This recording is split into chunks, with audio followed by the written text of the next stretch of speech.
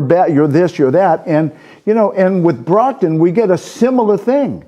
I'm sorry you come from Brockton. Well, don't be. I'm sorry you come from where you come from. We're a great city. But I think what we need to do, and it's something that you guys said, I think we need to come together to dispel that image of who we are. And maybe the newspaper has to do it, BCA does it a bit, and then we got BIC, and we got all the other, and you know what the common denominator is in this city, and we haven't tapped into it, is it's our churches, it's our clergy. That's the common denominator here. We want to get together, then we got to do it, we can do it with the churches.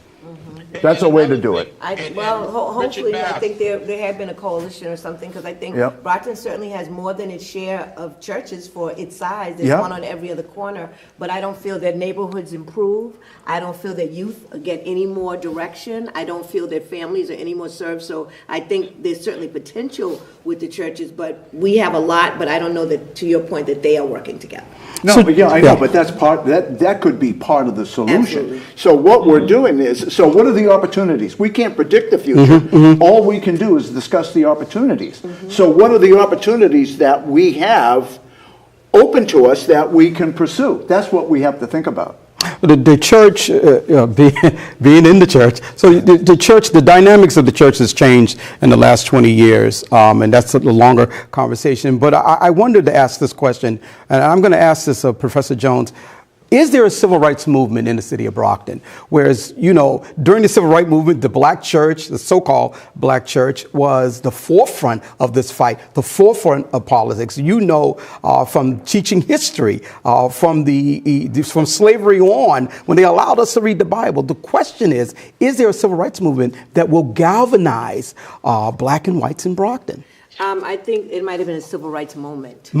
Yeah. So what separates a moment from a movement? When people react around one issue, everybody up in arms, everyone goes to the church, and then whatever that issue goes away, no more. That's it. The moment doesn't evolve into a movement. I think that there's certainly enough issues in Brockton for churches to galvanize around, but I think that it has become a contest of the egos, a contest of the wills, a contest of building fund versus building fund. I think that churches, some of their historical roots inside the civil rights movement, I think that they've lost some of that history. Right.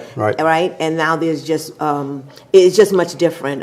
Churches had much more of a functional role in making society's wrongs right. And I don't know that is where the perception is. But aside, and I totally agree with you, what issues is going to make the people get out and vote? Okay, what is it? Is it housing? Is it better schools? And we talked about this before. The Brockton Public Schools have been underfunded for the last 7 years, to the tune of $48 million a year. And then the state comes in and says, you're not doing what you're supposed to do. And they said to us, you cannot use underfunding as an example. It's like saying, I'm going to give you a car, but you're not going to get any gas, and don't complain because you didn't get down the street. Right. So in conversations with people, their number one concern has been affordable housing. And I can tell you that I've talked to a lot of folks. Okay. However, members of the Brockton City Council have publicly said, affordable housing, no.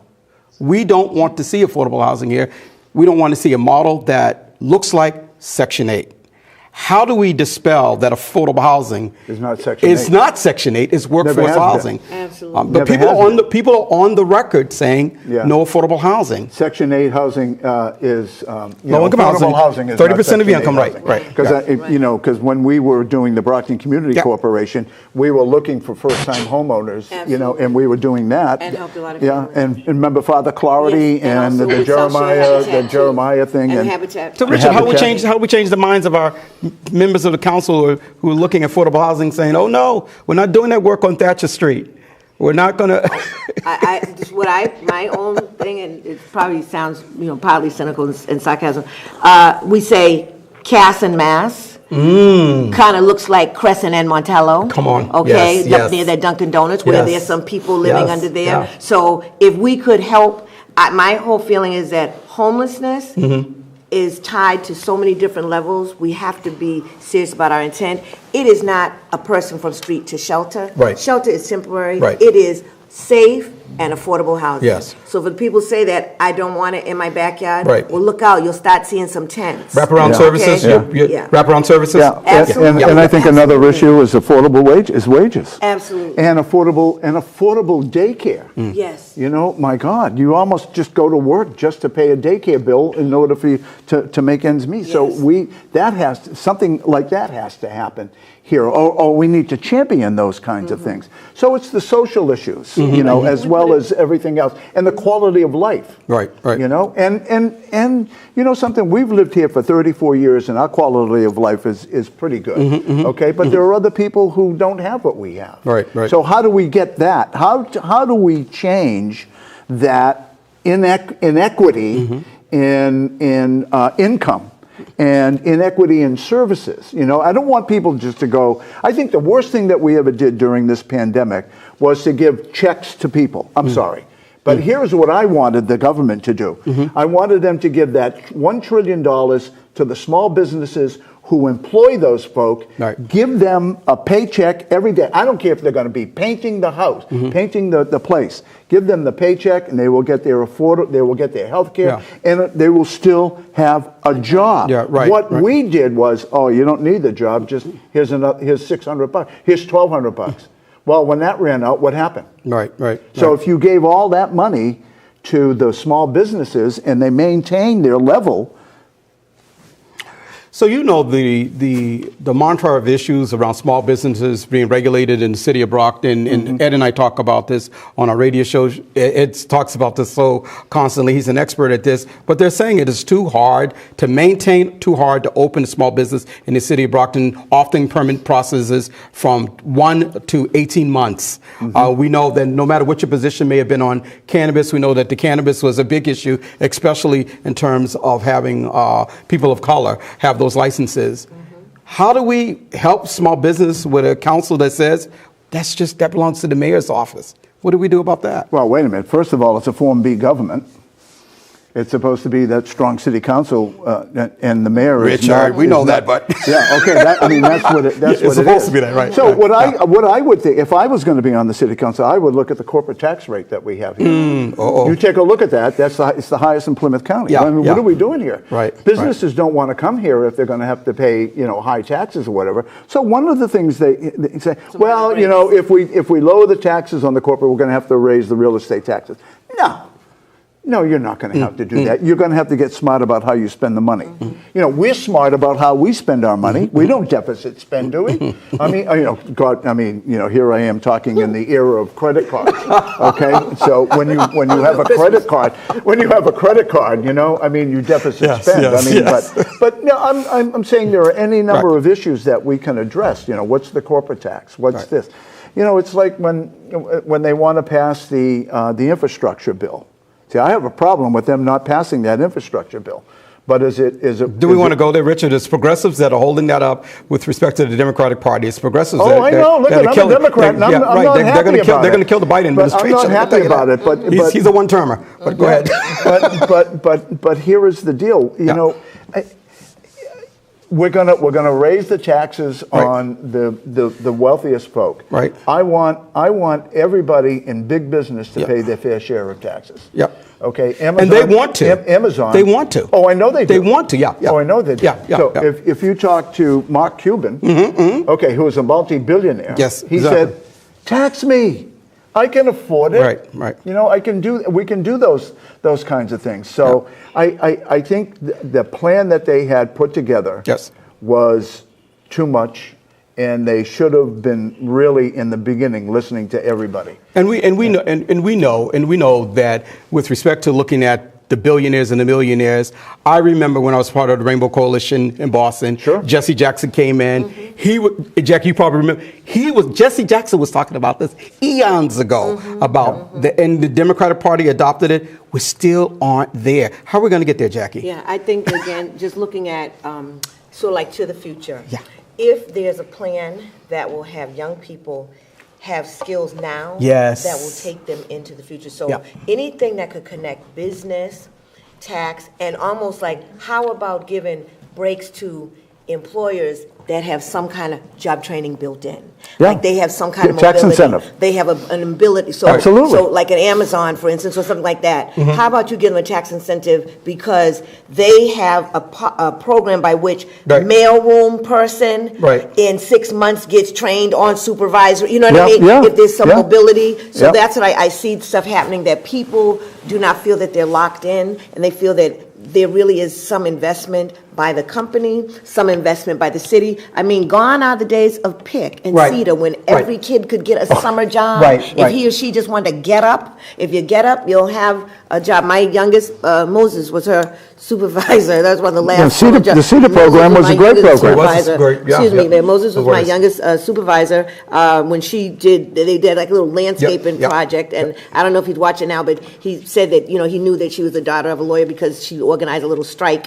But that's a whole other thing because they wanted water and popsicles, and he got it to them. That's right, Yeah, he that's was right, so he that's said, right, "No, we're working in the hot sun." But my whole point is that things are, when Brockton has right now a lot of, you see these lofts and these condo-ish things keep going up. They are going up Right? quickly. But yet we're saying that people do not want affordable housing. Right.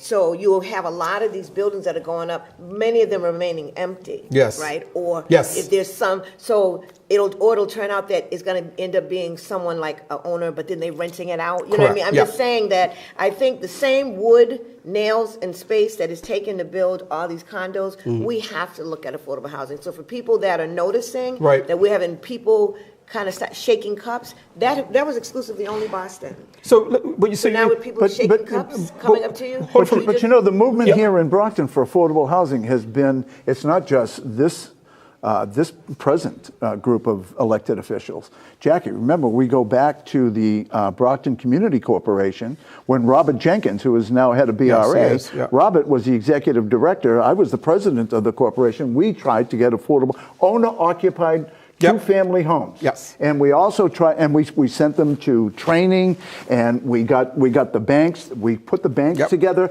they lowered the interest rates so that they could get it. So that's affordable housing. right, right. That's Right. affordable, like affordable education. Right. Right. Why does the federal government charge students 6.9% on a Stafford loan? Right. But Jackie raised a point that I just don't want, and I'm glad that you're actually going to education. So Professor Jones, when you look at the Biden plan, when we look at the progressive plan, Biden has now removed this. yes, Free community to it. You college. knew I was going yeah, there. Yeah, I think that was I think Yeah. that he's chipping away at his own legacy. Yeah. I think he's chipping away at his own legacy. I think that having free community college, and again within a certain income, I think that is a stepping stone. Community colleges, a little biased, I used to work for Massasoit, but community colleges represent such a great foundation for communities. There are so many people that are in, you name the field. There's so many people that will say, I got my start at a community college. Right. So I think having affordable education, and in that way, is something that was a missed opportunity. I think for the extent that our city can partner with our own local community college, and maybe some in the region, to see what can be done about job training. Like the people, have you noticed, I'm going back to Mass and Cass, Yep. they take away the tents, but they had people on there talking. A mother, she found her son. She didn't know where he was, but Where she he found was, him. right. And she said, you know what? He's now going to be able to get started with his life. He's out of these tents, and she was looking at him going to community college. So I'm just saying that if people do not want what I'd call the outgrowth of people that are, unsheltered, Right. Some with significant mental health issues, if we do not want that, because just kind of walking by them, that Right. doesn't make it quote unquote go away. That's right. So That's we right. figure, what are we going to do? It's multi-layers, but it has to start with a community together saying, we want to make something happen besides putting people in shelter or putting in jail. Richard? One of the other things that, now you talk about it, I've been in education all my life. I'm a retired professor from LaSalle University, professor emeritus, who just got called back to take over a dean's position out of retirement. It must be crazy. Congratulations. Thank you. Congratulations. So one of the Yeah. things I first did when I went to LaSalle University back in 1988, because I got my start in community colleges. That's where I taught. I taught Mass Bay, I taught Bunker Hill, and I taught Massasoit. That's how I got my start from business. one of the first things that I did, I went to Massasoit and I said, I want to create a matriculation agreement with you. I want your students to do your 2-year degree there at their low price, and then I'm going to automatically accept them into my program as a junior. So all they have to do is to come up with those last 2 years. Wow. And then Good that's for you. what we were Good going for to you. do. We did that, Yep. and we did it, and it worked. So, and I think it's critically important. But the more important thing is here. I think the loans that students take out to go to college is nothing but legalized loan shark, as far as I'm concerned. You can buy a house cheaper than you can get educated. You can buy a car cheaper than you can get educated. And so what basically they're being charged is credit card. So a student takes out a loan for $50,000, a Stafford loan, Right. which is a federal loan, takes out that loan. And then, of course, everybody tells them, you don't have to pay any of that back until 6 months after you graduate. What they don't understand is that's accumulating interest. So if they don't pay anything back and the bill comes due in 6 months after they graduate, It's not 4 years, $50,000, you know what the right. price is? You know what it is? So the $50,000 loan now becomes $72,000. That's a $22,000 increase. Are you willing to hit the industry now and just forgive all those loans? No, here's what I'm willing to do. No, I'm not willing to do that, okay? Because I think you got to pay something for something. Okay. Okay? I am willing to give them, first of all, lower the student loans to 2%. Okay. As simple as that. Lower it down to 2%, and then forgive 60% of the loans that they have right now. And then amortize the rest at 2%, not at 6.9. Because I think, I hate to give something for nothing. I think there's got to be some sort of payment for services. I don't think it works at the present system that we have now. But you support getting rid of those loans if you're in public service. Yeah, Yeah. some Jackie? people Yep. teach, Oh, yes. absolutely, Yeah. absolutely. The days of Vista and the days of Volunteers Peace in Corps, America. yeah. Absolutely. Absolutely. You go teach in a public school for 5 years. We're gonna. Yes. So while you're there for 5 years, you still got to pay your loans. Once you've reached your 5th year, your loan is gone. So why don't we fast forward to one of the most significant things that happened in this country, and that was the murder of George Floyd. Many people in the city of Brockton rallied in terms of getting police reform, but it seemed that it died down, and we didn't hear much from our politicians. We had a mayor that took a knee. We had a chief of police, Gomes, took a knee. But in terms of policy, what has transpired? Yeah, I do agree that right now there has not been much continuing. I think there may be discussions sort of behind the scenes, but I think being able to have sort of a bold approach, it might come through, we'll say this, whether it's this mayor's second term or maybe it's a new administration, it might be the time now to, because as the pandemic is winding down, as we're sort of setting our sights on reopening and re-being, I think we do have to have something about that new way of policing. Now, I know that the people have talked about defunding the police. I am not in favor of defunding. That's a buzzword, yeah. Right? I'm not in favor of defunding. I'm in favor of let's somehow reframing policing. For instance, I love other communities across the country that have partnered a social worker with police. When they go out on a call that's mental health, if they go out on a call saying, there's a person standing, in a ledge with a raincoat on, right? That is not the reason to come with weapons drawn, right? But a social worker coming along with an officer to see about talking down. I think that looking at how policing happens, that does not necessarily translate into defunding. I think defunding would lead to chaos. We see what's happened in other cities. But I think certainly reprioritizing the way things are done is that the best way for it to be So done? when you look at the city of Brockton, Richard, many people have said this. Our police department is not like some of the others. We have some cops that have done some wrong things. But in terms of national modeling, we don't have the issues that we have in other cities. Is that a fair statement?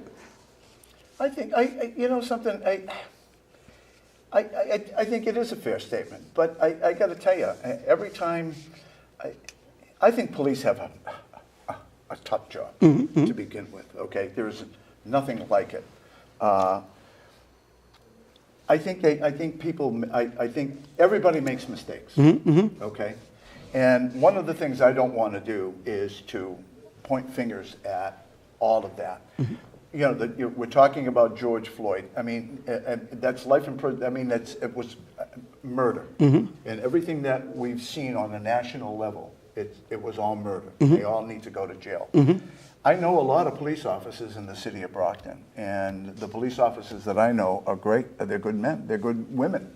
So I think it's I don't want a blanket statement that, because I think it's a really tough job that they're faced. Fair enough. And I think they try to. And again, don't forget. Look at our police force is underfunded, and I think they're down 75. They may be down, but a lot of minority police officers have been hired in the city of Brockton, so we don't want to dismiss that. No, looks like we need to go to City Hall. Okay. Is that true? Yeah, and we also need to start talking about our candidates here. I think that's what we're going to City Hall. Yeah. Okay. All right. So, Tony. Oh, Ed. Ed. Yeah, Ed. What do we got? What's going on? No. Okay. Okay. So we can call a couple of races. All right, already. Ward 4 school committee. Tony Rodriguez. Unopposed. Unopposed. Unopposed. We got it. Okay. All right. So we can call that race. All right. Kathleen Ellis, school committee, Ward 1, unopposed. Yeah. Okay. We can call that race. Jeffrey Thompson, Judy Sullivan. Jeffrey Thompson. Unopposed. Unopposed. Judy Sullivan. There's a writing candidate for Yeah. Ward 5. Oh, there is. Yes. Okay. Yeah. All right. So we don't call that. Judy No, may. we shouldn't. No. Okay, we won't call that yet. So what do we got here? We got and of course, councilors at large. Joyce Asak, Ward 6 School Committee. Unopposed. Tim Sullivan, Ward 7 School Committee, unopposed. And so the rest are all up for grabs. So we need to get in some sort of political analysis here about the election. And I'm interested to see. I don't We have got any it. numbers what the anyway. vote. So we're going to go to City Hall right so now, we people. can't- Okay. What are we going to say? We don't have any. Can you hear us? We Yeah, can. we can hear you now. You're hi. live. How you doing? Yeah, we're still waiting for numbers, and Yep. once we get them, we'll let you know. Okay.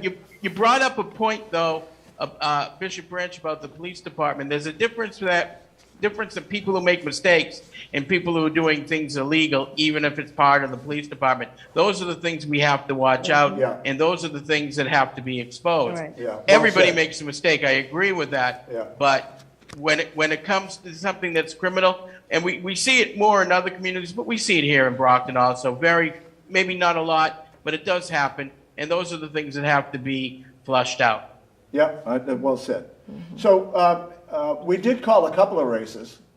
Yeah, I don't know why we're not getting the numbers. So Okay. Yeah. Ward 7 School Committee, Tim Sullivan. We called that. He's Okay. running unopposed. yeah, Richard's so and, fresh. and I'm He's so going to fresh. say the writing candidate, that might be a little difficult. Yeah, the yeah. right way. I don't think we should call that. Yeah. Okay. But we still want to see the numbers. Ward 6 School Committee, Joyce Asak. Unopposed. Unopposed. Kathleen Ellis. Ward 1 School Committee, unopposed. The easy ones. Yeah, so you're going out on a limb there. And I'm going to go out on a limb on this one. Tony Rodriguez, my friend from Ward Ward 4, four. Yeah. unopposed. So we called those races. one in a landslide. Yeah. You know, that's another thing. Look, if I was running or I was an elected official, I would want to run unopposed. But why are those seats being no one running against them? I mean, hey, they could be doing great jobs, and I know a lot of them, and they do a good job. But you know, sometimes you need that challenge to get the blood flowing and make sure you're there to do what you're supposed to do for 2 years. So Ed, you're there at City Hall. Have any of the candidates come through? I see there's, some of our sworn officers are appropriately there, but have any of the candidates come through to tap you on your shoulder? You and No one's come here. Most of them, I would say, they're at their campaign posts, yeah. headquarters or They're out wherever having a they're beer. having, Yeah, not yet. We haven't seen anyone yet. drinking their soft drinks There you go. There you go. Yeah, at they the have mall the shop. pizza. There you go. All right, so, So, we're you just know, Ed, hanging you in bring there. up a really good point, and Jackie and I had this conversation many years ago when I had the pleasure of being the political consultant to the NAACP in my early years, if you remember. And one of the things that we talked about was stop just running at large. You need to put up candidates in all 7 wards for the city council, and you need to put up candidates for all 7 wards in the school committee. And then you can put up somebody for mayor and a couple of folk for councilor at large. Yeah, I think that was true then and it's true now, that Right. the way that candidates of color have been able to mainly get elected in Brockton is through at-large races, because the wards are very entrenched, and it has been beyond difficult. Just, very high-level things that I've observed. I do know that that candidates of color rarely, if at all, are allowed to run unopposed. Well, if you take a There look, will be someone Yeah. that comes up to vote, to run against them. I think the exception to the rule is Ward 2. Exception to the rule is Ward 2. Maria Tavares and Jamie Hodges, Yeah. City Council. Cynthia Rivas Mendez and Grizel Quinones, Ward 2. You know what's That- great about this? Not only it's women.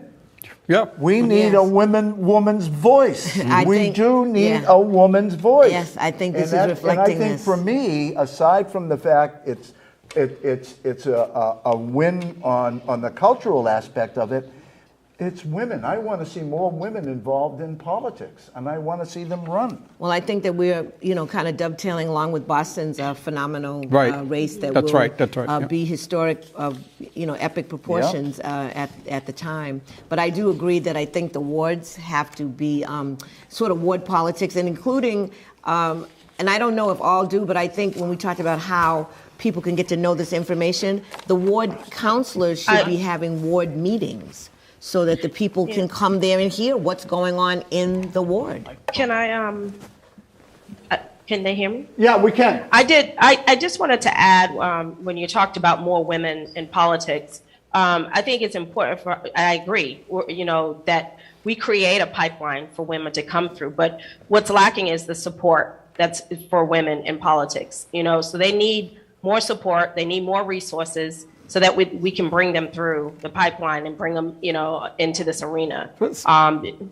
Yes. No, Sir Howard, but we've had this conversation for a Yes. long time. I was Hillary Clinton's here in the Commonwealth, one of her directors, and I can tell you, I was surprised at the number of women that did not vote for Hillary Clinton. So, Right. Is it both pipeline, but also folks having the energy, believing that we can galvanize and get to gubernatorial races, we can galvanize and get to presidencies? I mean, the pushback on Hillary was pretty horrible.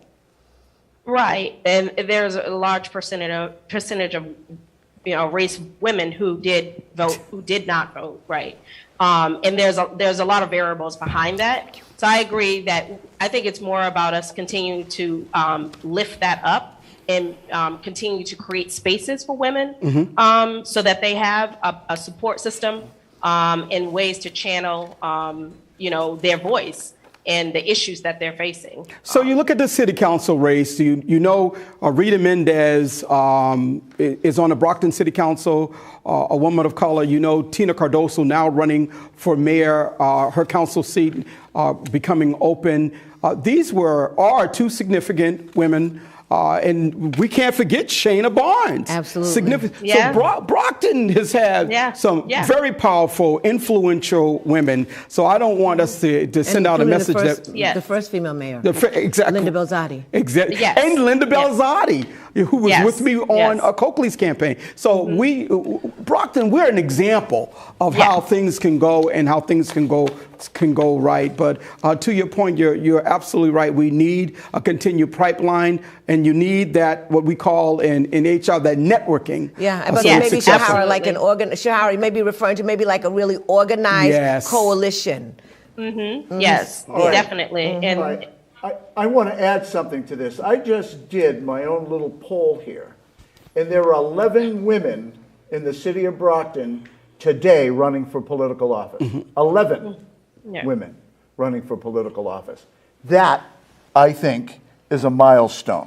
absolutely. And I love it. So well, Because the writing candidate is a let's woman, talk. too. Yeah, let's- and Yeah, I was yeah. just informed there's 12 because there's a write-in candidate. That's that right. is a woman. Gwen Knowles. That's right. Okay. Oh, it's Gwen, your Gwen sister? Knowles. Why Yes. didn't you tell me? And she could probably win that race. Right. Oh, I'm Right. sorry. So we definitely are changing the landscape. It's happening, and we got to continue to Well, change look- that landscape and continue to do mapping in the Right. city of Brockton so that we can really look at the issues So that sh- we spoke about earlier and really speak to them and see some real effective Well, let's change. Shahara, let's speak to the issues. We saw that people described, and it was uncalled for, it was disrespectful. Tina Cardoso, significant advocate for everyone in the city of Brockton. It didn't matter who you were. She got a lot of pushback, it appeared, from a very strong male member of the Brockton City Council, to the point where she felt that it was sexist. How do we network and set a tone that women should also be respected in politics and not be described as angry?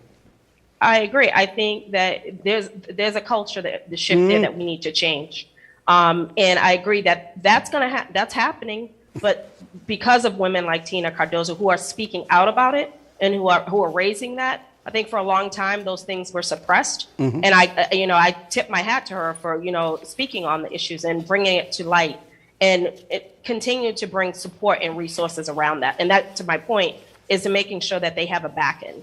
Women like her, where's her support system? Look, I really can't give a big opinion on this, but how about we get half the country who is derogatory towards women to running, to getting a fair pay? How about we stand up and we call them out on that and tell them that they're being racist to women, they're being just completely wrong, that policy changes. I mean, half this country wants to live the way it was 100 years ago, but it's not 100 years ago, and we're living in a different time. Right. Maybe when we stop hearing those culture insults all the time, maybe that's the time. And maybe the problem is us, because we don't talk too loud. Look, I work for a local politician. He gets phone calls about me all the time because I'm standing up when we do our show, Bishop.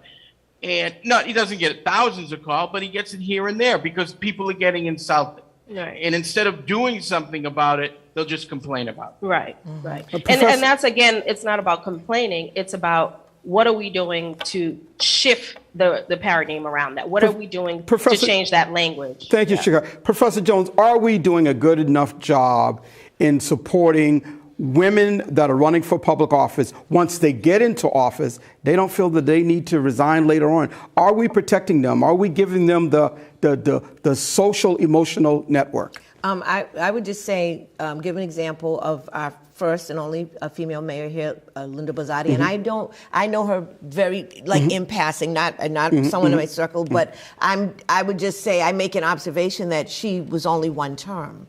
She didn't continue on, and I'm not sure what that was about, but it certainly does beg a question to Shahara's point. Did she, and again, this is just speculation, did she get the kind of support that she would have gotten had she been male? I'm not sure, but I do know that she, was a one-term mayor. I mean, it's not unusual per se, right? But in Brockton, it is a little bit, though. It is a little bit unusual in Brockton, right? So I'm just saying, I think where I look at where the support we can begin, I think with the young ones, they're no longer civics classes. Right. Yeah. Civics classes. Huge issue. We can look at having classes for sort of that middle school age, so that young men will be able to know and see and expect women that will be in office, have them go visit the office of women. Young women will be inspired. I think that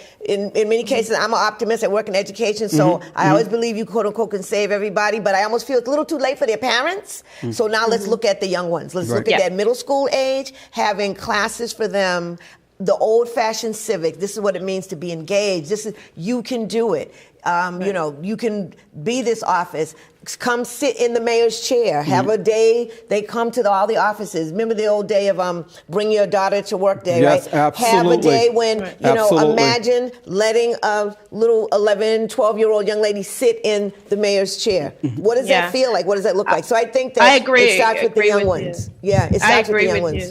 And it also, with that young pipeline, I'm a put this a little bit back on those who are in office. There's some accountability there too, that, you know, we continue to mentor young women coming through the pipeline. Absolutely. We continue to, because as women in leadership roles continue to grow, they're starting to grow out of these positions.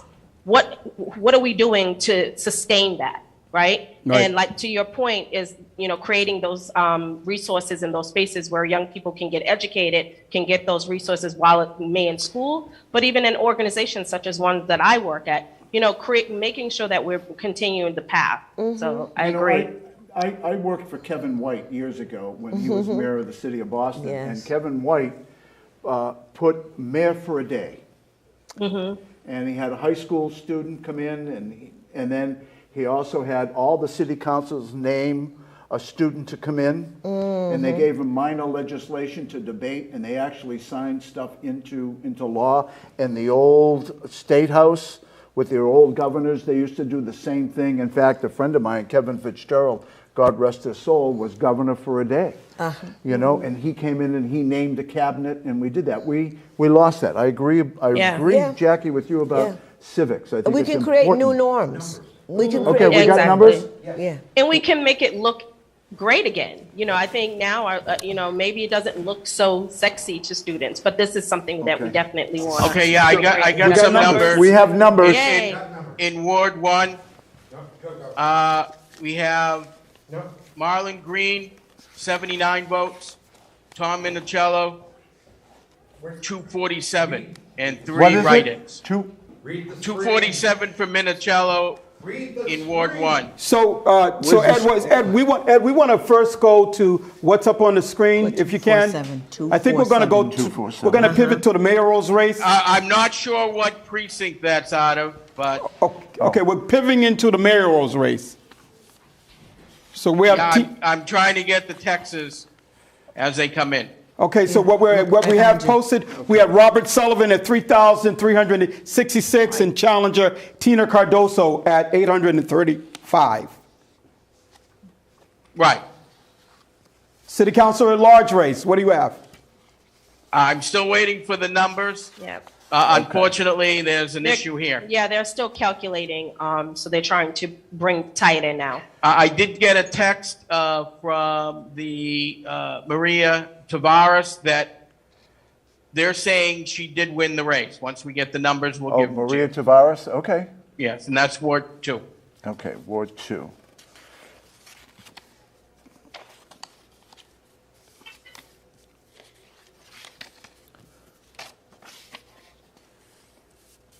So why don't we look at the numbers of Ward 2, please? Let's go back to the numbers on Ward 2. Yeah, that's a text that I received, so I don't have the numbers. So the numbers that we have big issue here. So the numbers that we have on Ward 2 are Maria Tavares at 670 and Jamie Hodges at 356. School committee members Cynthia Mendez at 795 and Crystal Quinones at 172. But are we officially calling that race on Ward 2? No, we're not calling any races. No. All numbers are unofficial. Correct. Our numbers are unofficial. But we look at those numbers. I mean, that's she would have to really catch up in terms of Jamie Hodges. We know that Maria Tavares had some very strong backing from some at-large council members with respect to that particular race. Ward 2 has been for years a majority minority ward, but Tom has been able to handedly hang on to it. So although we're not calling that right now, it'll be hard to really catch up. All right. That's true. And again, I wish we can get you the numbers. I'm not sure what the problem is here at City Hall. Okay, and we can actually go back and report on some of the at-large numbers. There was just a little formatting issue with actually seeing those numbers. The at-large races, we can put that back up. So you look at the at-large race, the graphics is coming together. You have Win Farwell, former mayor, at 1,257. David Texera, newcomer, small business owner of the mattress company. You have Rita Mendez at 881. Jamal Brathwaite at 180. Gene Derencourt, a former Brockton city councilor that also ran for mayor. Michael Nunes is coming at 238. And Gary Keefe right now is at 365. And Moses Rodriguez, former mayor, at large, 865. So What do we have? Is Jack Lally? You got anything on his numbers yet? any numbers on Ward 6? Not here. Not here. You're not Well, handing well, us any. we would get it from not you. handing us anything. Did he Sorry. have a appointment? Yeah. Oh, okay. I didn't realize. All right, so this is live coverage, folks. So Right. Yes. we're really doing the best we can to support our neighbors that are listening to us here on BCA. You know, so we're just hang in there and continue our conversation. Looking at the mayoral race, I can also tell you we're not calling any races right now. Right. But Tina Cardozo's numbers, if we could put back up the mayoral's race, we could talk about those numbers that, in terms of catching up, as our political scientists would tell us, the mayoral's race, if we could put those numbers back up.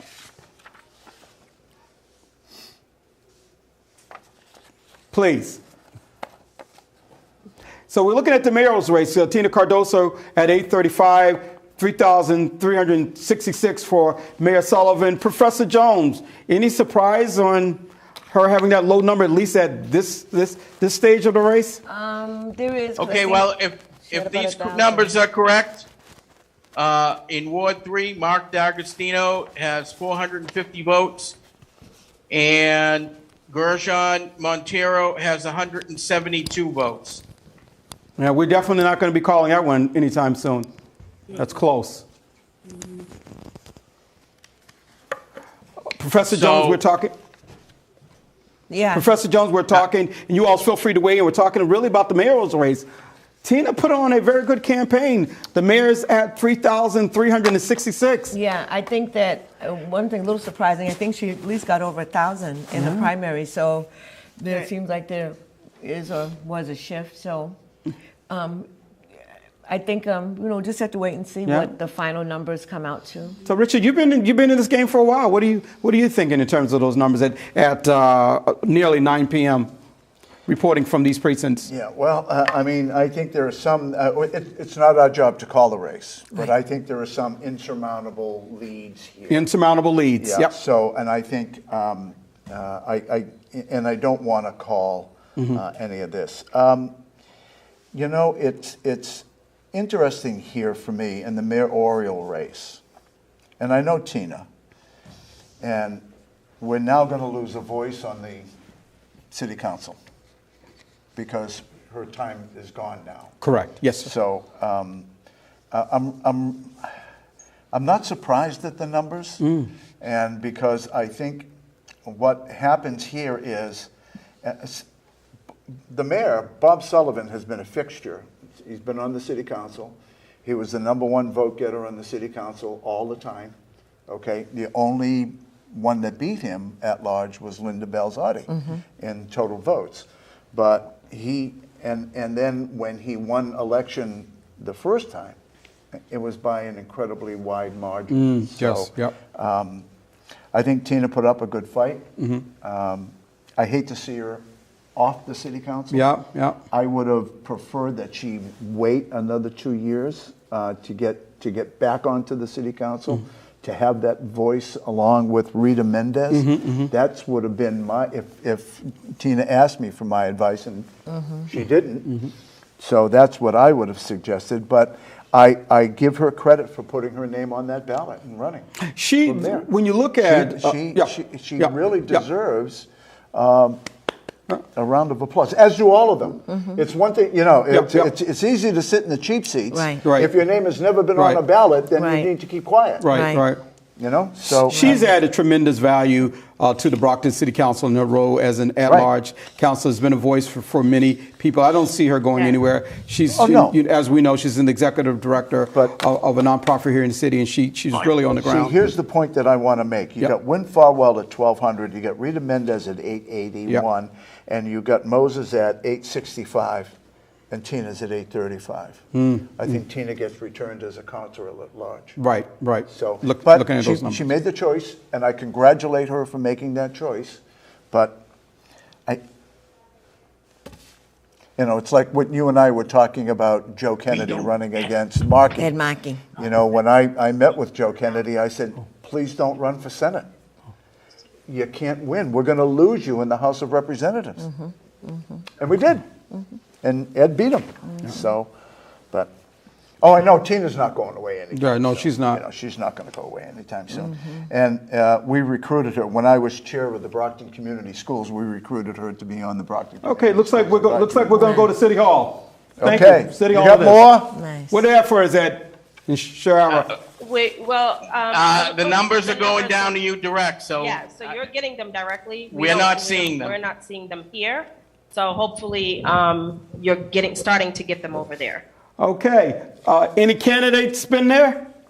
Not as yet. Not yet. Not as they're no not- one's they're not gonna go there. They're all gonna go. Rich is reminding us that they're at the bar and grills right now. Yeah, They're having eating pepperoni They're pizza. eating That's what pizza they're They're at the- and they're- anxiously waiting. They're at the bar and grills. So listen, when you look at the numbers that we've reported so far, let's talk about the mayoral race. Any surprises there, Shahara? Not much. I think I'm in agreement with the rest of the panelists that, I think Tina it has been doing a great job in her campaign, and she's put forth a great fight. And it creates a pipeline, to say the least. I think, there's still work to be done. And I would still like to see her voice in this arena. But I still think that there was more time that was needed for her to cultivate this, to get to this point. I was handed some numbers. I'm not sure if you already received them, but Ward 1, unofficial total, 947 for Robert Sullivan, 296 for Tina Cardozo. That's out of Ward 1. Okay, so Ed, looking at the race, looking at the numbers right now, any surprises with respect to Cardozo's numbers? I'm not surprised, but COVID changed everything, how we do things. And, I bring this up on the show all the time, that it's funny that if you followed the directions of your health directors, you're going to pretty much walk in. And I think that's what Tina ran into, because what did we talk about for almost the whole 2 years of Sullivan's campaign, or mayor? Because it was COVID. And he was doing what the health department, what Signature Health, that was giving him advice, and he listened to the expert. That's 90% of it on this time. And as I was listening, Tina Cardozo is a great person. I just think, in my opinion, she went a little too early because there wasn't much anybody can do. And what little they do, and again, follow your doctor's advice, people are going to walk in. And so I'm not surprised in the numbers. You're saying that you're not surprised in the numbers. So it begs to ask the question. You have a municipal leader, whether it's the city of Brockton, Boston, or Governor Baker. Was it not fair game to judge Mayor Sullivan on his performance with respect to this pandemic? Did Tina do a good enough job in maybe challenging his leadership in that way? That's a good question. I would have to say, what was she going to attack? You know, you want to point out when you're running and do it correctly, but point out that what your opponent didn't do. What was there really to do? They still did construction.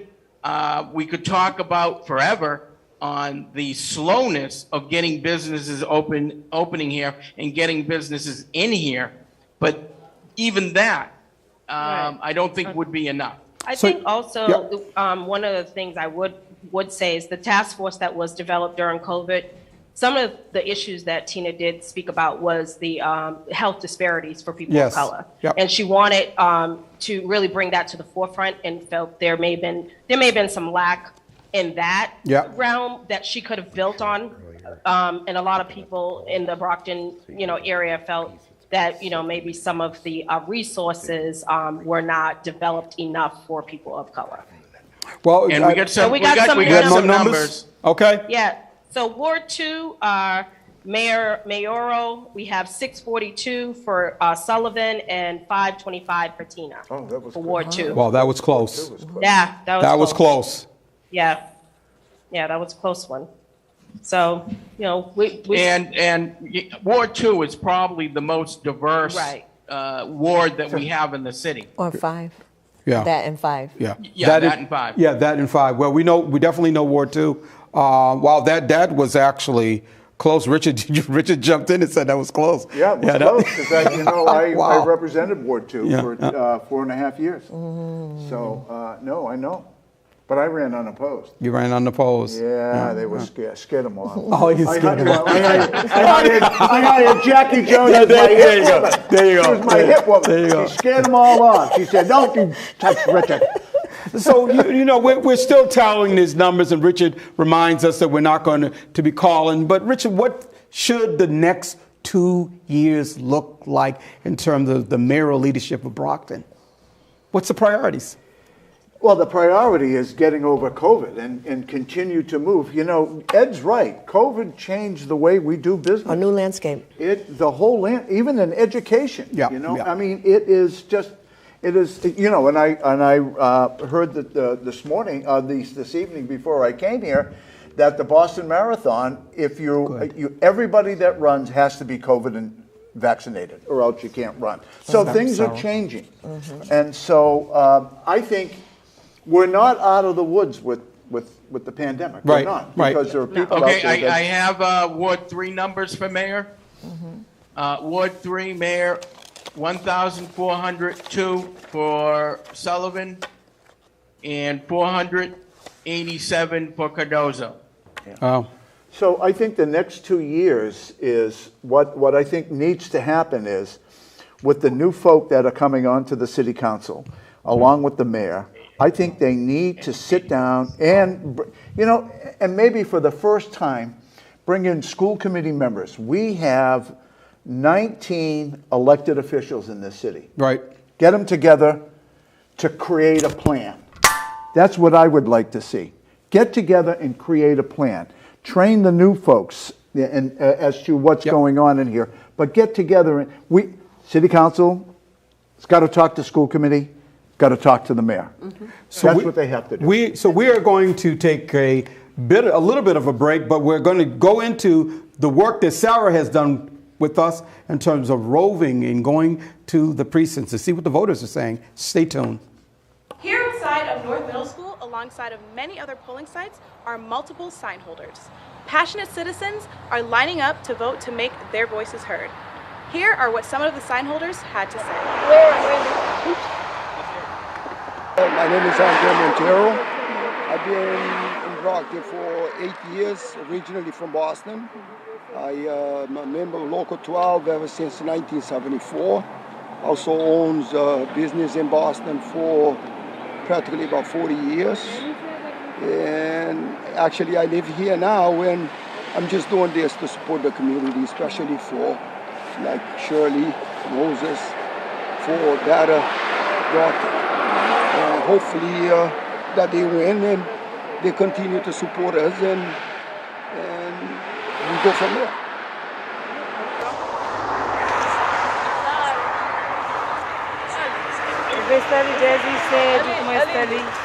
Lifelong resident in the city of Brockton. I've been here for 55 years. I love the city. I love the diversity of the city. I came out because I believe in the civic duty of voting. I support anybody that has the same passion I do for the city of Brockton and for the love of their city. Let's see.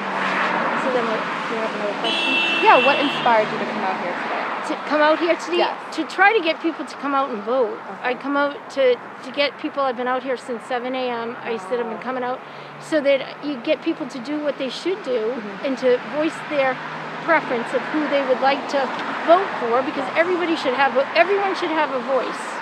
And you know, it's not democracy if people don't come out and share their views or opinions. Right. And you meet wonderful people along the way as you're going along the campaign.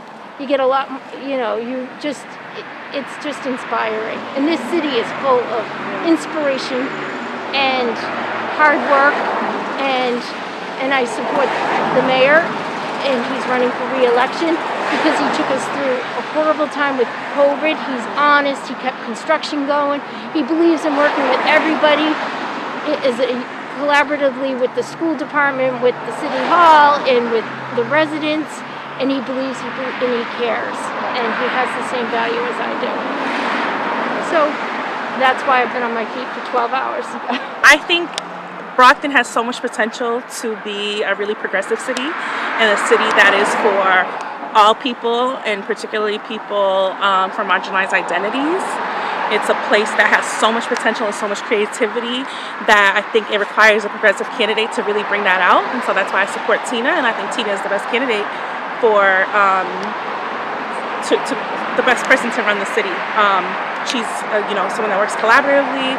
She understands the needs of multiple, you know, and multiple lenses in terms of like social equity. And yeah, so that's all. Any other questions? Yeah, of course. Sorry, was that? Oh, okay. There's no, more. I Okay. can ask you a question. Yeah. What inspired you to come out today? What inspired you specifically? Yeah. You know, growing up in Brockton, I've seen the potential, but it just feels like it's the same. You know, I'm 33 years old, and I feel like there hasn't been any growth or development in terms that, you know, for like people of my age and people that look like me. And so I came out today because I want it to be a more progressive city, and I really believe that it can be. I look at like local elections like in Boston and the things that they're doing there, and I feel like Brockton can be doing a lot of the similar things. Okay. Thank you so much.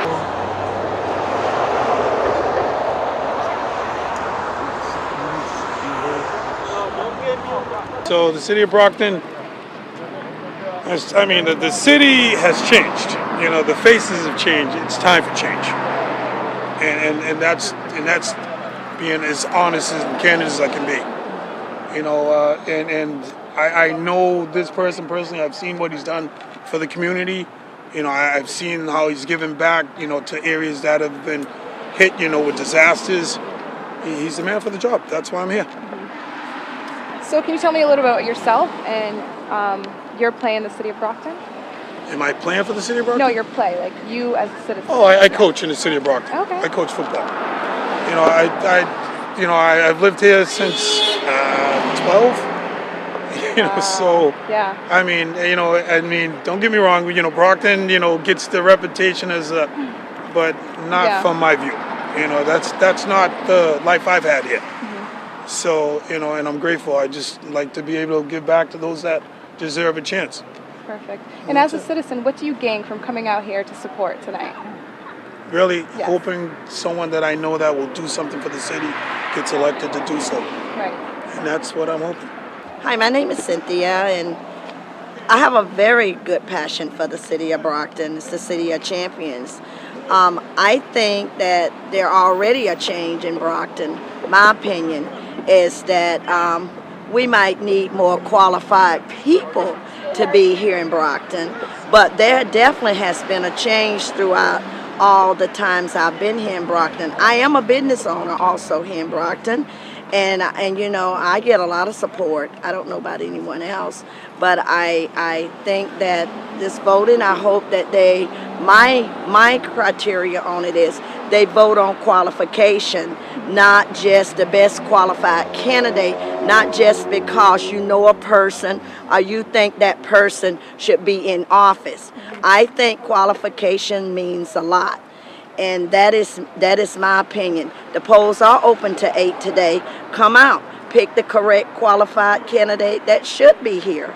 And you know, that's pretty much what I have to say. But the city of Brockton, it's a great place. I've been here almost 25 years in the city of Brockton, and I have seen lots of changes. And changes are still being made. And I think if you continue to put the right qualified candidate in, it will continue to make a change. So thank you so much for interviewing me, and thank you so much. My passion for Brockton is about the change, having new people in office to make a difference in Brockton, to make a big quality of life, change the quality of lifestyle that's going on in the city, because there's a lot of people in the streets, and there's a lot of homeless people in the streets, and we need to change that. So this is what this day brings about, is to give us an opportunity to vote for the people who's going to represent us, is going to take care of those problems and the issues that they stand for. And I'm looking forward to some new candidates getting voted into office today, because I'm looking forward for that change. So come on and vote. We got the 8 o'clock, the polls are open to 8 o'clock to come on down here and vote. And I love Brockton because of what it is. You know, we got diversity, and we got all different kinds of nationalities, and we can exercise our right, and we're free. You know, that's most important. We're free. We can vote anytime we want, every 2 years. Right. We can have that change. Thank you.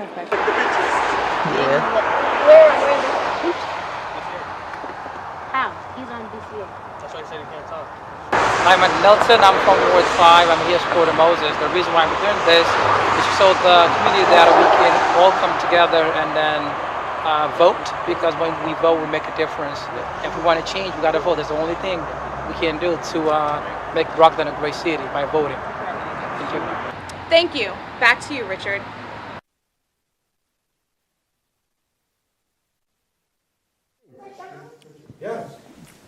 We're on now. So, sorry everybody, we're taking a cheese break.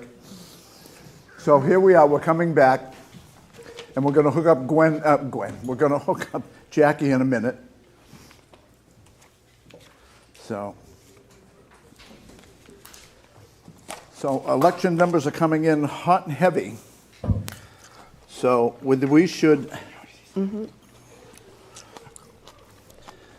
I wonder when they're going to, I think it's a matter of not so much us calling anything, it's when the candidates say when. Hi. So we got some more numbers in. Can you guys hear us? Yeah, I can hear you. Can you hear us? Yes, we can. Okay. Sounds like you're having a little fiesta over there. We'll save some. We'll save you some. We'll save you some cheese and crackers. It's on the Thank table you. here. Thank you. Everybody in Brockton is watching us eat cheese. Gee, come on. Except for Domestic you. or imported? Yeah, okay. All right, go ahead. All right, so we got Ward 4, mayoral, 1,124 for Sullivan and 426 for Tina. Okay.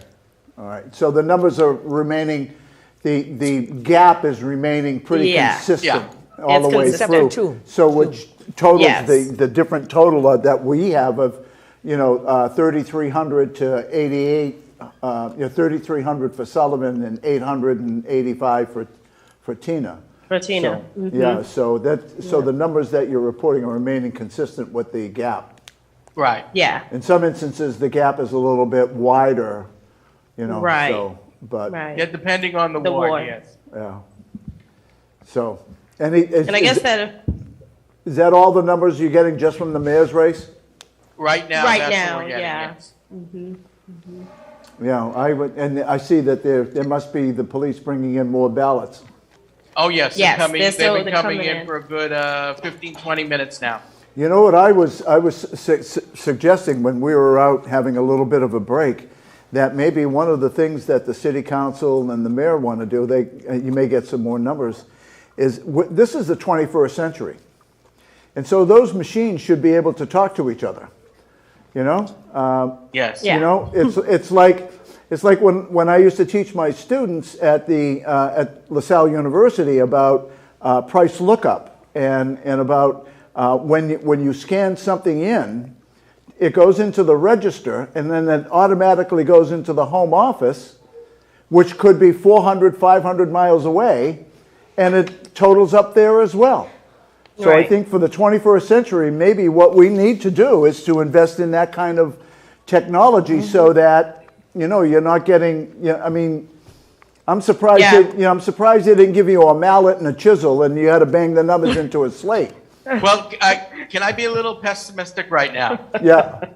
While I was interviewing one of the councilor at larges running for re-election, stated it was just about 7.5 years ago that some of our departments, like the planning department, actually went to computers and printed up the permits you needed, because about 8 years ago they were doing it by hand. Oh. So as you say, you know, the shoulda, woulda, coulda with technology, we are behind, and I do have to say that. So Ed, so does that mean that there's sawdust on the floor over there at City Hall? There's definitely some shedding. There's something on the. No, actually, it's just how we get the numbers. You know. Yeah. Oh, I know. I know. We do have some unofficial still, but numbers. If you give us a minute, we'll start off. And I'm going to do the mayoral. Robert Sullivan, 8,093, or just over 70% of the vote.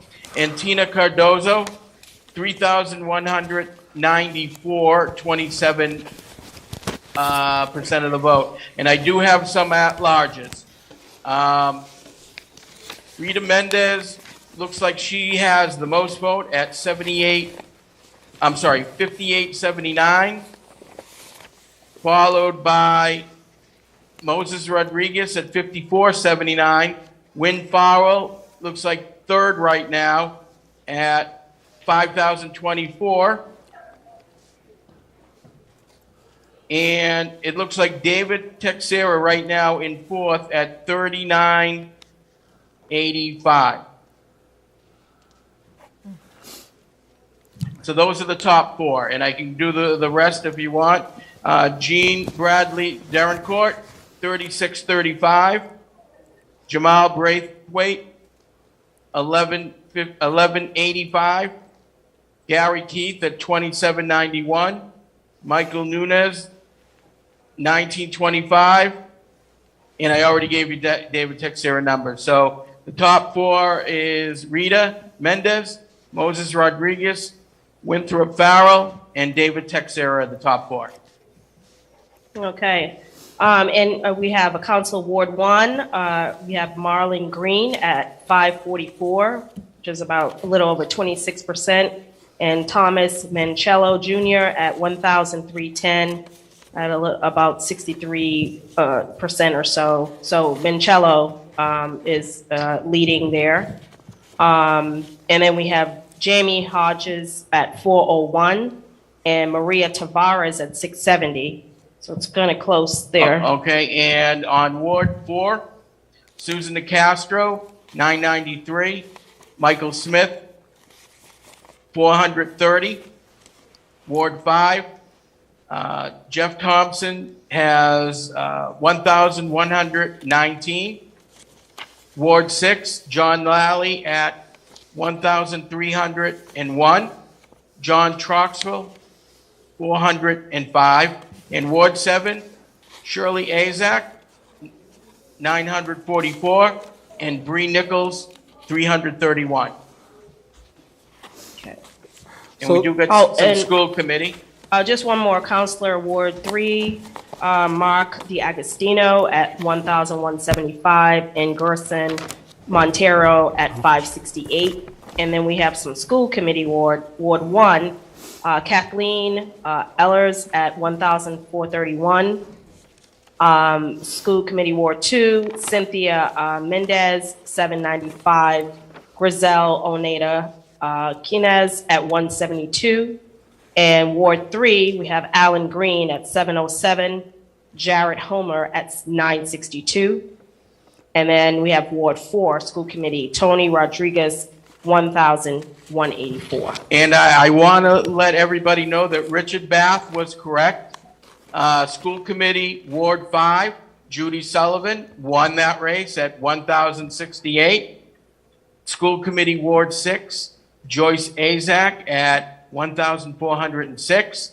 And Ward 7, Timothy Sullivan, 1,073. And those are the totals that we have right now. So the totals that, as you all have heard, that are coming in, but like Richard has told us, we're not calling any of the races, but these are some pretty, these with respect to the number of votes that some of the incumbents are getting. It looks like it's going to be pretty hard to topple them at this particular hour. We're going on to 9:25. Richard, tell us, what are you reading right now? Well, I'm looking at the thing that I really wanted was, and this came as no surprise to me, and it was the counselor at large. And this came as no surprise to me. Rita Mendez is topping the ticket. Again. It comes as no surprise because I met Rita when we were doing something together, and I sat down with Rita, and boy, was I impressed like crazy with her knowledge of things and the way she talked. And I said to her that day, I said, boy, you're going to make a great city councilor, and it comes as no surprise that she is so far topping the ticket with 5,879, and the closest to her is Moses. Moses will always get in there. Moses will always get his number of votes. But, she has 400 more votes than Moses. So, and then it goes down to Win Farwell at 5,024. And it looks as though that it's going to be a tight race between David Texera and Bradley Darencourt, because there's only about 200 votes that separates the two of them. Does that surprise you? You had Gary Keefe in the primary under the leadership of Larry Curtis running that particular campaign. Larry Curtis is not a novice with respect to what he used to call making kings in Brockton. Does that number not surprise you that Gary didn't do in terms of coming in as fourth? No, because everywhere I went, I saw David Texera.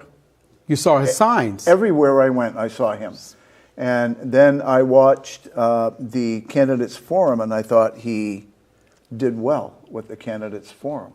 So, it's very hard to judge. Politics is not a fine science here, because you never know. People will tell you, Tony, I'm going to vote for you. Right. They get into the thing and they vote for somebody else.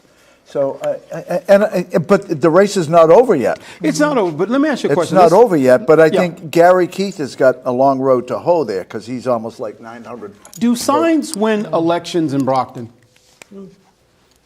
No, I think it helps for visibility. What wins elections in Brockton is you go door to door and you knock on people's doors and you tell them who you are and what you're going to do, and not how bad the other person is. And then once you get elected, I think you were right. You got to have a forum for people to come and talk to you. So when I got elected as school committee, I remember I came on the show and people wanted to know where my office hours were. I said Saturday morning, Shaw's Supermarket. I am there shopping for my groceries. I'll be there from 10 o'clock until 2. Everybody thought I was joking until my wife called me when she said, are you coming home? Right. But no, I met people there and we talked all the time about it. So it's that old phrase, let's reach out and touch someone? That's what you got to do. That's what you got to do. So knocking on the doors is very important. Ed, you and Shahara are there at City Hall. Let's talk a little bit about issues. Did any of the candidates really get out there in terms of looking at the issues that the residents of this city are looking at? Can you point to one that you think was one of the most successful? You know, that's a good question.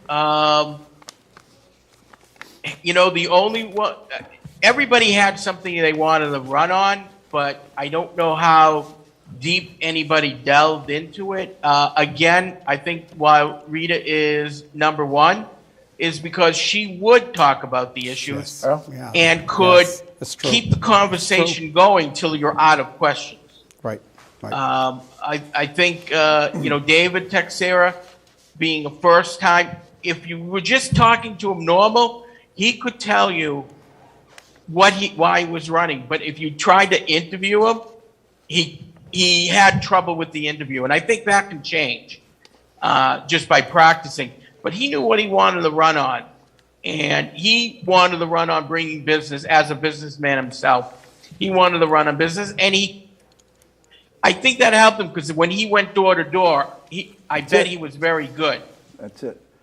You know, door to door, Ed, you hit the nail on the head, door to door. You know, I remember when Jack Units beat Win Farwell. One of the things Jack Units put in a display case in his office was a pair of shoes that he had 3 holes in because he walked every single door, almost every single ward in the city. And so that's what it is. It's reaching out and touching somebody. You know, forget the interviews and all of that other stuff, but when you somebody knocks on the door and tells you exactly what they're about, I think that speaks volumes. Yes, and it's also. I agree. I agree about Rita. Is the same. I think she definitely will have that conversation with you. She's not afraid to go into the depths of the conversation. But I also want to just raise up Jack Lally. He's definitely been a door knocker. He's been out. He's been visible. He's willing to hold a conversation. He's willing to talk about the hard conversations and do the work. Yeah, and if I just anecdotally with Jack Units, what happened, that's how we met him. Right, yeah. We were having a barbecue in my mother's backyard, and the fence had came down because of a storm, and my mother's neighbor said it was her, you know, so the fence, he came through, he said, hello, everyone, and that is how we met him. This is way up in deep South Side, almost up in the woods. That's how we met, he knocked on our door, that's how we met him. So, so Shara, to your point earlier, when we were having this conversation while networking in pipelines, a woman has successfully topped a ticket in the city of Brockton for an at-large race. Are we making, is this progress? Absolutely. Absolutely. I think, you know, it just speaks to volumes to what we were speaking about earlier. She definitely is making, you know, the pathway for other women to come through.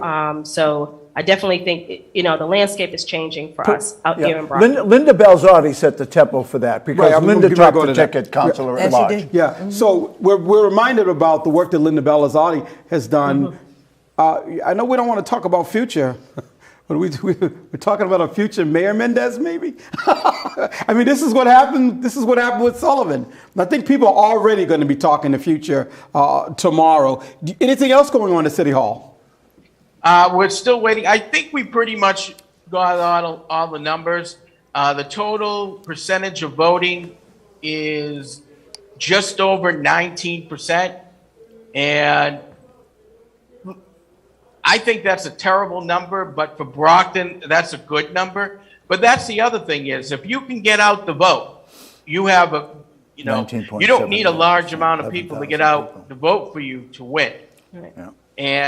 But, you know, that's the problem. And I talk about this all the time. We have the right to vote. It's not a privilege, even though there are people out there who want to call it a privilege.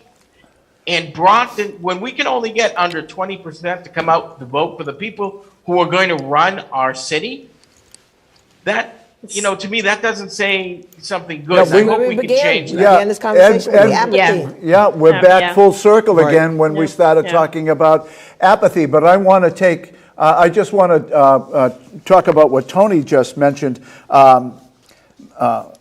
Tina running for mayor? Rita. Tina. Rita running for mayor. I would like to see Representative Rita As a state rep. As a state rep, absolutely. I would like to see. Rich is starting trouble. I am. Well, I always have. Ed, and you and I know Well, this. that's You're I'm starting gonna trouble. say- You stop. Well, she has the law degree about Right, it. but this is a subject for a different day. Yeah, it is a So- subject for a different day, but I mean, Tony opened the door, and so I jumped in, and I decided that, no, we're not going for that, we're gonna go for we're gonna go for Beacon Hill. Yeah, and so I blame Tony for everything on the show. There you go. Might as well do it here. But seriously, so this actually may not be over with redistricting, with the city of Brockton getting its second Senate seat. People, it's already on the street that most likely Moses Rodriguez will be running for that, and he may win that. So we may have an at-large race sooner than we think, but redistricting has helped the city of Brockton. We've gotten the necessary representation that we're going to need at City Hall. Where do we go from now, Professor Jones? Yeah, I think, besides partying. Yeah, I think already thinking ahead, and I did have this conversation earlier, and I'm just going to put it in context, that a very good friend of mine, some of you may know, who's passed away, O'Malley, and O'Malley just always, what I would say, just kept it real. But what she talked about was when we talked about just state of politics in Brockton. And she said, and this was no disrespect, so anyone listening know that I was with her at the time. I know the complete context that she said it. Okay. She said, Jackie, when black people get together and you guys have your family reunions and your barbecues, the topic is who makes the best potato salad. She said, I am Irish. I'm Irish 100. She said, when the Irish get together, we look at nephews who are going to be politicians. We start talking about positioning, who's going to give money, who's going to network. So I think when we say what's the future here, we need to look at a future landscape. So beyond Rita from tonight, let's look at Stephanie or Nancy, who are only around 11 or 12 years old now, right? Let's look at preparing them. So again, I'm back to that early civic engagement to prepare people for new norms, right? To make it normal. Of course there's a woman mayor. Why not? Of course there's a woman president. So when we start helping to create that is what we do with with these young people now. That begins our future. So when you look at the Sullivan numbers tonight, the unofficial tally, is Sullivan going back into that office tomorrow saying, I'm walking with a mandate? What say you, Professor? I think so. Richard? Yeah, he's walking. It is a mandate. It is a mandate because you're looking at 70% of the vote. Yeah. I mean, that's a mandate. If that's not a mandate, I don't know. 60% of the vote is a mandate. So I think here is what we need to do. And the people of the city of Brockton need to really step up to the plate. Let's hold the feet to the fire. Let's not do business as usual. Go in there and make a difference. We're going to have new people on the city council. Go in and make a difference. You know, so start that change. You know, was it Gandhi who said, be the change you want to see in the world? That's right. You be that change. That's right. And I think we need to see that. Now, if I can get back to the actual election, there are very few surprises here. Okay, Ward 1, no surprise in school at City Council. Because Minicello has the record. There's no surprises there. No surprises with Mark D'Agostino either. Susan Nicastro, there was no surprises there. Jack Lally, you know, no surprises. Shirley Asak, no surprise, for me anyway. And Rita, Cynthia Mendez, no surprise. And Jared Homer. No surprises? And no surprise. You know why? Is this representative government, though, with respect to this election to the Brockton City Council? It may not be representative government, but is it? How did they win? Did they knock on the doors? Did they make more contact with the people in the wards? Maybe. I'm going to say something. Politics has been tough in Brockton, though. What say you, Ed? Well, no, the thing is it representative government?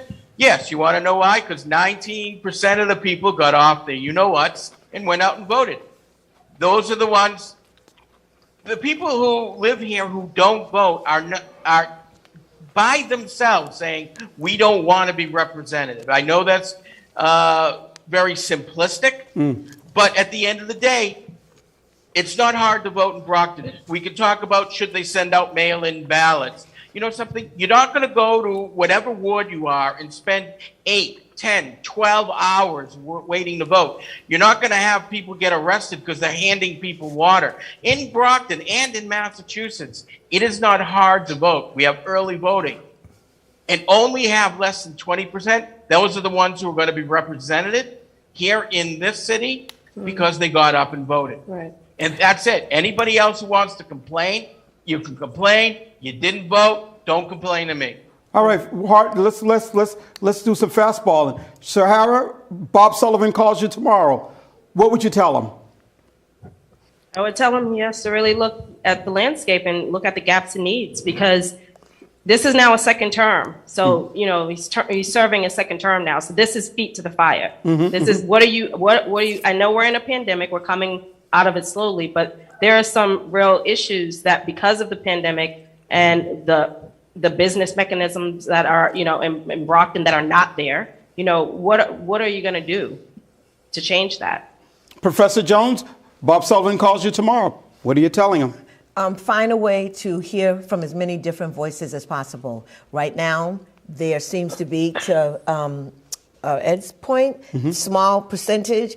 The power should not just rest with such a small percentage of people. Right. Find a way to hear as many different voices as possible. The old-fashioned way, I think, Jack, you used to do those little town halls. They'd have these little, they one time had one at North Junior High. They had it on South Junior High. They had ways that people came in the neighborhood and spoke to the mayor. Those are kind of things that just hear from a lot of people, many different voices, and that kind of can help shape the new Sullivan administration going forward. What's it going to be? Brockton, again, COVID is going to be different. Our landscape is going to be different people. So I think finding out as many different voices, whatever forums will allow that to happen. Richard, what are you telling the mayor if he calls you tomorrow? Create a listening tour.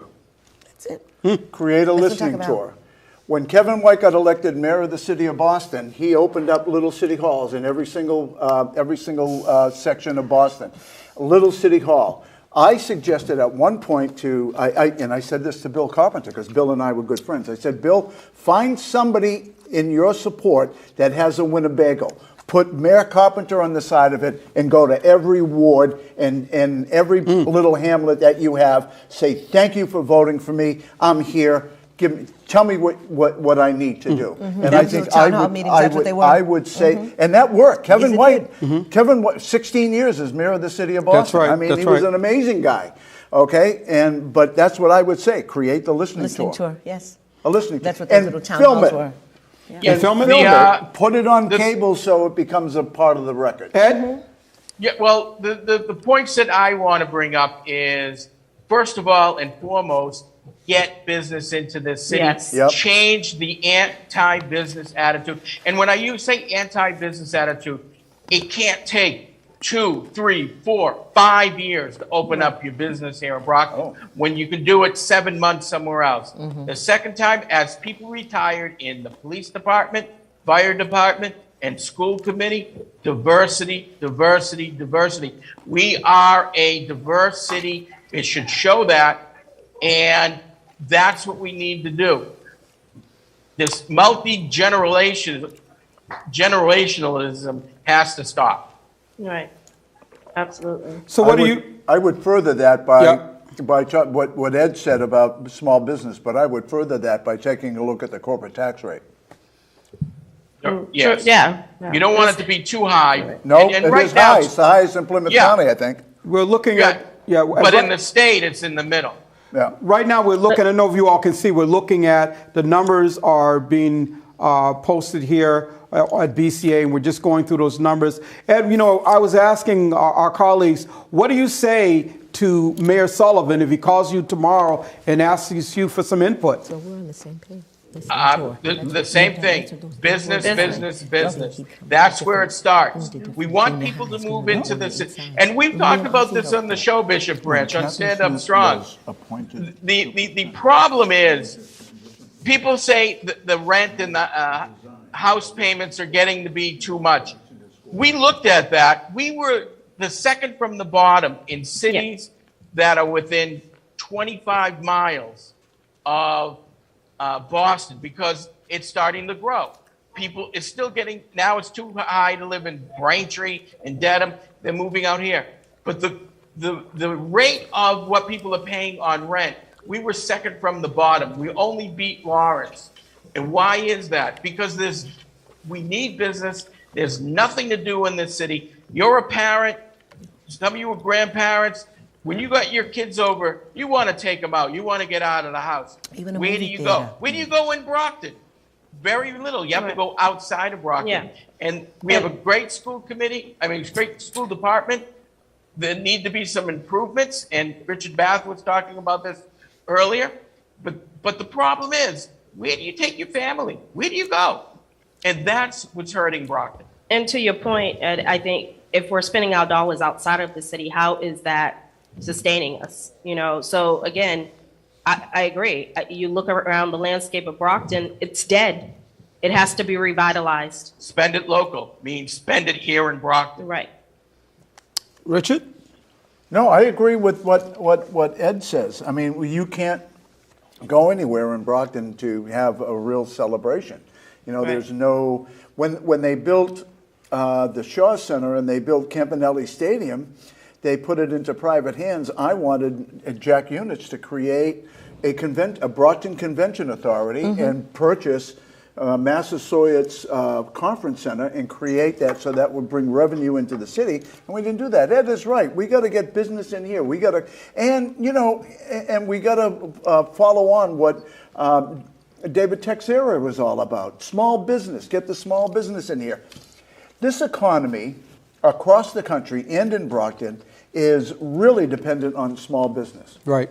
60% of our gross national product in this country is small business. Right. And yet, what do we say? What do we do to them? Oh, we're going to charge you $137 for your tax rate. I don't know what it is, but it's not that. I think it's about $37, $1,000. It's crazy. Lower it. And I agree. We have to find something that makes Brockton not only affordable, but attractive. And I know that just to bring up past Jay Stewart was ahead of his time. And one of the things he talked about was taking downtown and having it almost like now towns have those little indoor kind of malls. Go to Worcester. Worcester should be a good model for Brockton, right? Oh, yeah, Worcester got their Sox Stadium, right, that Brockton used to have. Brockton used to have the Rock Stadium, then it mismanaged, and now they're out in Worcester. But my whole point is that he had a vision for having almost like the water fire, things they do in Rhode Island. It was and I don't know that it was, so I always think you stop from yes, then figure out how to do it. When it starts from, well, how are we going to do that? Hands go up, blocked. Well, then that kind of shoots down the idea. But if you start from, that's a good idea, I think we should do it, now let's look for how to do it. It's like I used to tell my students all the time, we can sit here and think of all the reasons why we can't do it, but I want you to come up with one reason why we can. Absolutely. One of the reasons why we can. If I was to have the ear of the mayor, I would say, let's do something about the fairgrounds. There should be something in that fairgrounds. Now, if we didn't get the casino, then maybe we should have built maybe a mini TD Bank North Garden, recruit a hockey team in there, recruit a basketball team in there. Why is Brockton the gateway city to Cape Cod without a cinema? So we should buy the fairgrounds from Kearney? Fair question? Yeah, I would. Professor Jones? Yeah. I would, and I'd develop it for the city. Multiplex, cinema, theater. Yeah, multiplex cinema. I would put small businesses in there. I'd lower the tax rate. If you lower the corporate tax rate, and somebody says, "Oh, we're going to have to raise the taxes on residential property," you're saying no? No, you don't. Okay. No, what you need to do is to spend it wisely and go out and seek partners out there that will come in and build this and do this and help you with it. What say you, Ed? You're talking about, do you raise, do you lower the tax rate on businesses? The commercial tax rate. The thing is, if we can get people to shop in Brockton, if we have things that people wanted to go to, I would doubt that the businesses would be against. Well, of course, everybody's against paying taxes, but I don't think it'd be an issue because they have money coming in.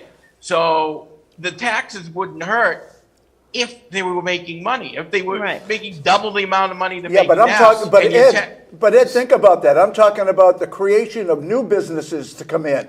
You want to give an incentive for new business to come in and small business to come in here, and not just the mom and pop operations, but give them some sort of incentive to come into the city. And maybe what you do is you defer a tax rate. Right. There are any number of ways in which you can do this. We just haven't been smart enough to think about that. So my challenge to the city council and to the mayor is, let's start thinking outside the box. Let's think creatively. Like a university I station. just want to bring up one more point, please. There's a second. Come on, You know, Ed. the thing is, and Brockton has to stop being a stagnant city. Right. And to be honest, and I say this, and I'm not trying to be rude, but if you know me, I'm always rude, is that I don't care.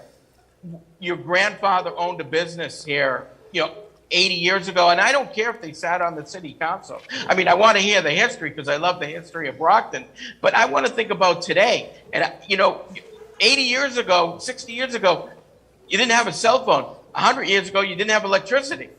So it's time to start thinking the future, not what happened in the past. Okay, I'm but sorry. Sahara, and I know you have a point, but I just want to before you speak, we're talking this, but what I haven't heard anyone under these panels talk about, it's the same directors, it's the same folks that have been running the economic engine here in the city of Brockton, and no one's talking about. When you're talking about you want something new, Richard, talking about you want something different.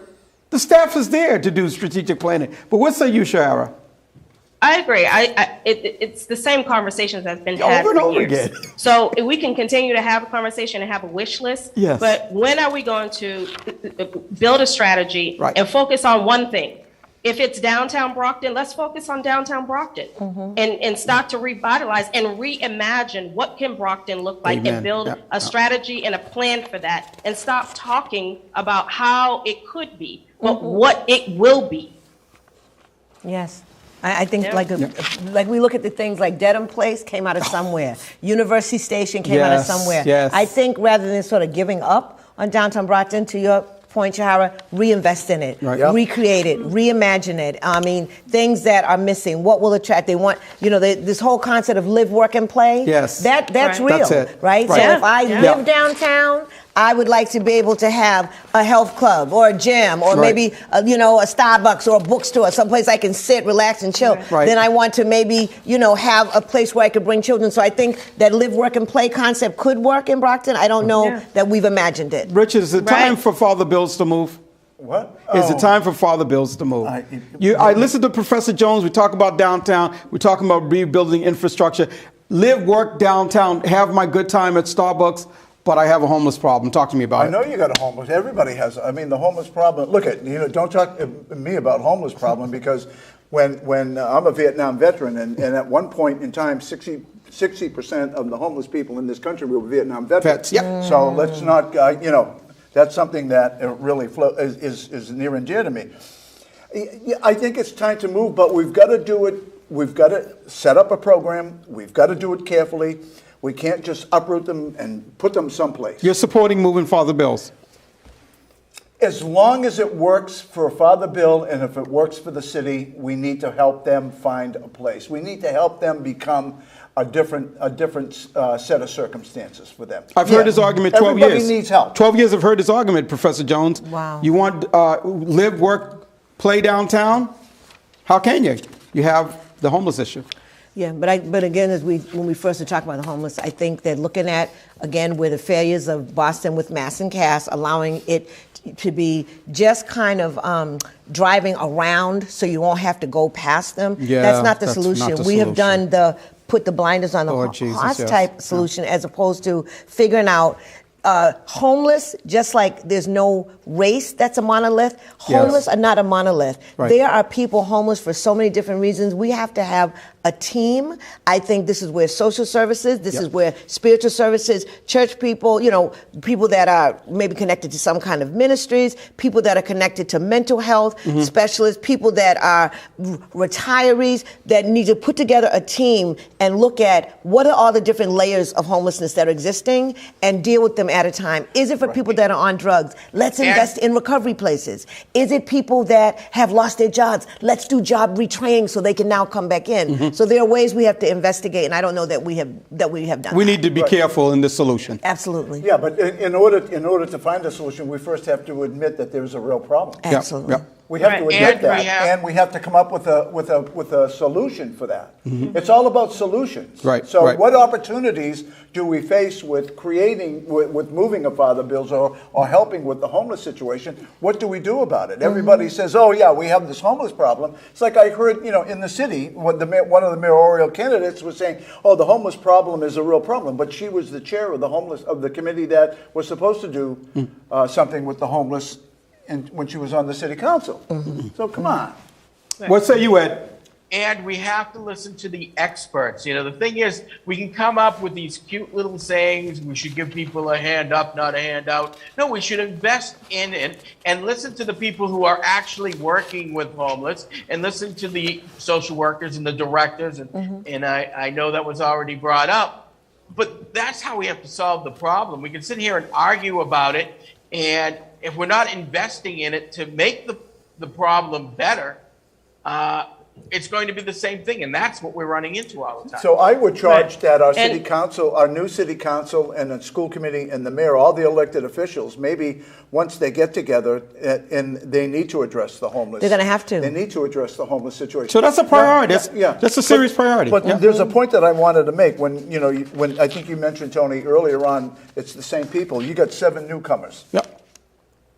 7 newcomers that just got elected tonight. But they're newcomers to the political scene. We're talking about the department heads that have dealt with the strategic planning for the city. These guys, Okay, because that's fair where enough. the funding comes. Fair enough. Fair enough. That's what these guys. That's where the funding comes. When you're talking about the department heads, and look at who's running it. And look, everybody's trying to do a good job, I admit. But the thing is, and Carpenter was like this. He says, "This is how we're going to do it. If you don't want to do it that way, resign." And they did get rid of a few people one way or another. Either change with the times.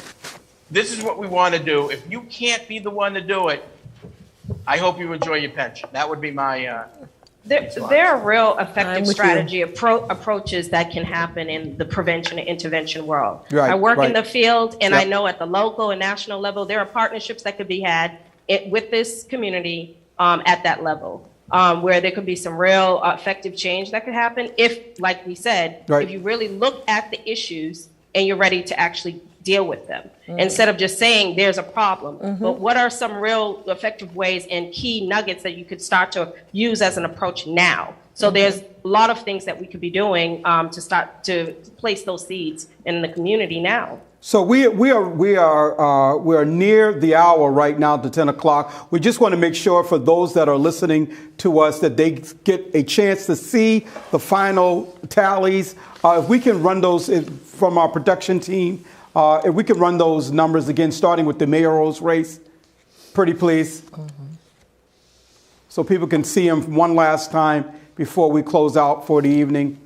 And we thank everyone for blessing us, for tuning in this evening.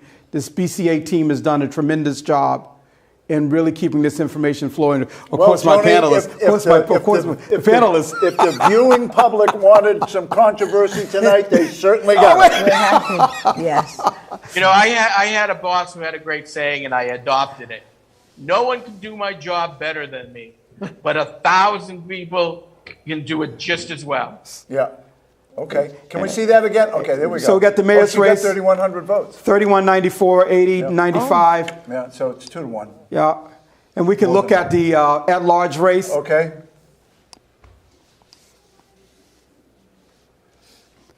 Wynn, Rita, Moses, and David. And David Texera. And David looks like he beat out Gene by just about 300 votes. Yeah, that's enough. Could be one. Okay. Okay. And Ward one, that please. That does show what name recognition will do for you.